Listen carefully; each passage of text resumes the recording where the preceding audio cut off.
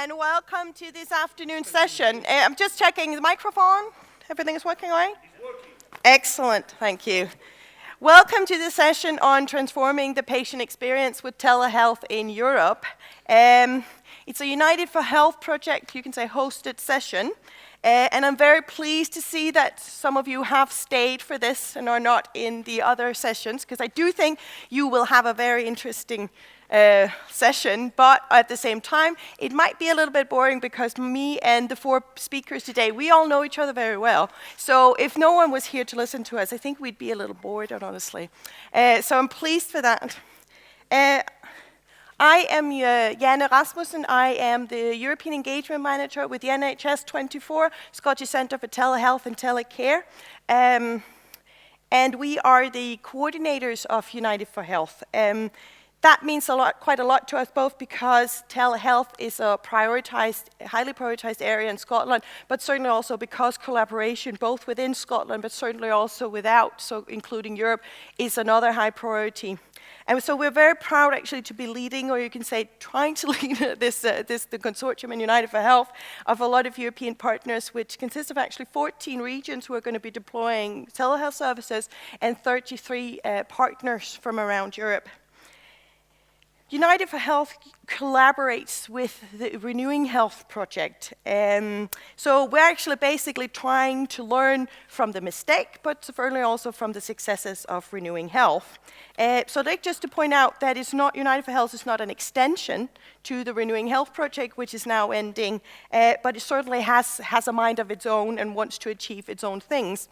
But whereas United4Health probably is a child in all this because we haven't been running for that long, Renewing Health is the adult, or you can even say maybe potentially the elderly, since it's coming to a close now.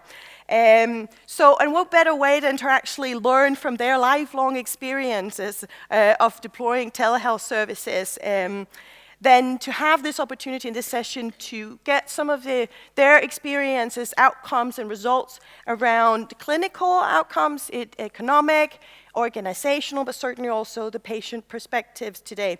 And I do think our four speakers who are representing Renewing Health will also be looking towards the future, perhaps in terms of what their Renewing Health experiences are, what they're using them for now and will be in the future. There will be time for questions for each and every one of them following their presentation, so don't be shy, just ask them. And just to notify you, we have a break in between the sessions, so this one will actually continue. We'll start with two speakers, then we'll have a coffee break at 3:20. We'll come back here at 3:35, and then continue with the two last speakers. And if you don't all come back after the coffee break, I will consider it a personal failure of mine, since I've just promised you it's going to be interesting. So that means if you don't, you didn't find it interesting. So, all right, we will start. I will present the first speaker, which is, and now I'm getting into the part I'm not very good at, is pronouncing names. Now, I know him as Panos, but it's Panos Stafoulas. And Panos is one of those people, like many other, especially doctors, who have so many titles, and honestly, that repeating them or trying to say them all, we'll end up using the session on it. You can read more about Panos actually in this, but he is a cardiologist, and he's also a medical consultant and scientific consultant to European projects in telemedicine and telehealth. So, welcome, Panos.